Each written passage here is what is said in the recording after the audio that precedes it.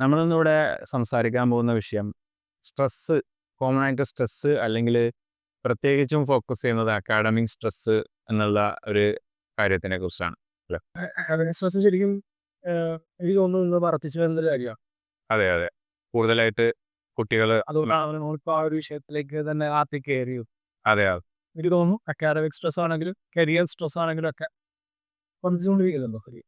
ഇന്നത്തെ സാഹചര്യത്തിൽ നമ്മൾ ശരിക്കും ചിന്തിക്കേണ്ടത് കുട്ടികൾ ശരിക്കും പഠിക്കുന്നുണ്ടോ, ഒരു ഹെൽത്തി ലേണിംഗ് ആണോ, അതോ അവർ പ്രഷറിൽ സർവൈവ് ചെയ്തുകൊണ്ടിരിക്കുകയാണോ എന്നുള്ള ആ ഒരു സംശയമാണ് ശരിക്കും നമുക്കെല്ലാവർക്കും തോന്നുന്നത്. കൂടുതലും വരുന്നത് പാരൻസിൻ്റെ ഹൈ എക്സ്പെക്റ്റേഷൻ ആണ്. തൊട്ടടുത്ത വീട്ടിലെ കുട്ടീനെ കമ്പയർ ചെയ്തിട്ടായിരിക്കും പാരൻസ് എക്സ്പെക്ട് ചെയ്യുന്നത്. അത് ചിലപ്പോൾ നന്നായിട്ട് പഠിക്കാൻ കഴിവുള്ള ആളുകളായിരിക്കാം. ഓരോരുത്തരും ബുദ്ധിയും ഒക്കെ വ്യത്യാസങ്ങളുണ്ട്. അപ്പോൾ അതിനെ കമ്പയർ ചെയ്തിട്ട് ആ ഒരു ഹൈ എക്സ്പെക്റ്റേഷനിൽ എത്തിയില്ലെങ്കിലുള്ള പ്രോബ്ലം അത് പിന്നെ ത്രെഡ് ആയിട്ട് കുട്ടിക്ക് അതൊരു ത്രെട്ടായിട്ട് കുട്ടിക്ക് മേലെ വരും. പിന്നെ ഇന്നത്തെ സാഹചര്യത്തിൽ സിലബസിലൊക്കെ ഒരുപാട് ഹൈ വോളിയം ആണ് കുത്തിക്കയറ്റിയിരിക്കുന്നത് കുട്ടികൾക്ക്. ഈവൻ ഒരു 2ാം ക്ലാസ് 3ാം ക്ലാസ്സിലുള്ള കുട്ടികൾക്ക് തന്നെ ഒരുപാട് ഏരിയ പഠിക്കാനുണ്ട്, ഒരുപാട് വർക്ക്സ് ഉണ്ട്. പിന്നെ സിലബസ് കൂടാതെ എക്സ്ട്രാ കുറേ കാര്യങ്ങൾ ഇവർ കൊടുക്കും. അതായത് സ്കൂളിൻ്റെ വകയായിട്ട് കുറേ കാര്യങ്ങളുണ്ടാവും. അവരുടെ വെൽബീയിങ് എന്ന പേരിൽ തന്നെ അവരെ ഡൗൺ ആക്കുന്ന അതെ, അവരുടെ കപ്പാസിറ്റീസ് പിന്നെ എന്താ പറയുക അണ്ടർമൈൻ ചെയ്യുക അല്ലെങ്കിൽ അവ ഇല്ലാതാക്കുന്ന സ്ട്രെസ് കൊടുക്കുന്ന രീതിയിലുള്ള അവരെ കൺസിഡർ ചെയ്യാത്ത ഒരു കാര്യം. അതായത് ആ ഒരു ബ്രെയിനിന് ആ ഒരു ആളുകൾക്ക് താങ്ങാൻ പറ്റുന്ന രൂപത്തിന് കൂടുതലാണ് കൊടുത്തോണ്ടിരിക്കുക. അതൊരു സിറ്റുവേഷൻ ആണ്. ഒരു ഉദാഹരണം പറയുകയാണെങ്കിൽ തന്നെ കുറേ കാര്യങ്ങൾ നന്നായിട്ട് വർക്ക് ചെയ്യുന്ന, നന്നായിട്ട് എക്സാം ഒക്കെ ചെയ്യുന്ന, നന്നായിട്ട് മാർക്ക് കിട്ടുന്ന കുട്ടിയാണ്. അപ്പം ഞാനിപ്പോൾ പറഞ്ഞതെന്ന് വെച്ചാൽ പാരൻസിൻ്റെ സൈഡിൽ നിന്നുള്ള ചില പ്രശ്നങ്ങളുണ്ട്. ആ ഒരു കാര്യത്തെക്കുറിച്ചാണ് ഞാൻ ഇപ്പോൾ ഡിസ്കസ് ചെയ്യുന്നത്. അപ്പോൾ ആ ഒരു കുട്ടി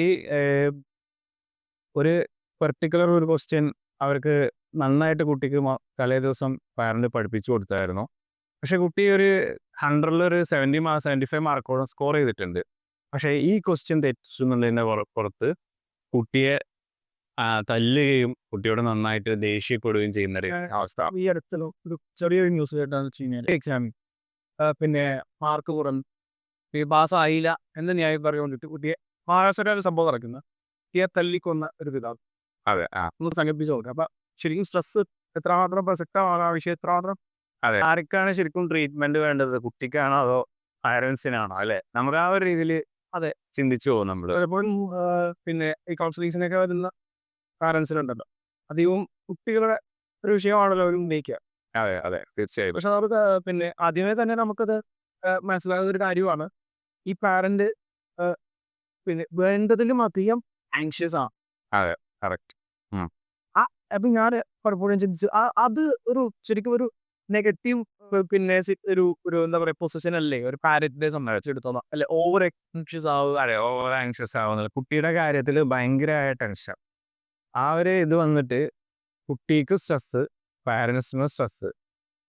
സ്ട്രെസ്സിന്റെ ഒരു എന്താ പറയാ ഒരു ഫൈറ്റുകളാണ്, സ്ട്രെസ്സുകൾ തമ്മിലുള്ള ഒരു ഫൈറ്റാണ്.